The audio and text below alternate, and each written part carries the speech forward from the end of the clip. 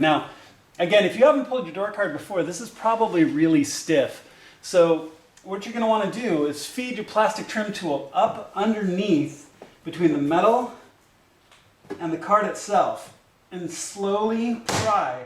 Now, that sound normally would think that you're breaking something, right?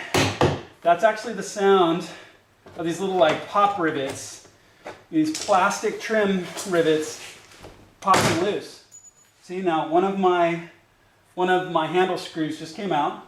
I'll set it aside and just gently pull up. Now these rivets really like to break, so it's not uncommon for you to break them. Now if you're careful, you can get them off. More often than not, people break them putting them back in because they're just kind of a vinyl-y plastic and they're not lined up with the hole in the door, and you mash them back into place and you flatten them.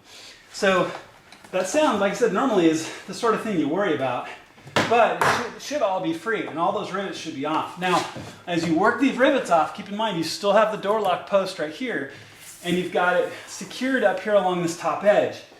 As you lift kind of up and away, it'll pop up and away from this top edge. Now another one of my door screws just fell out, so track them.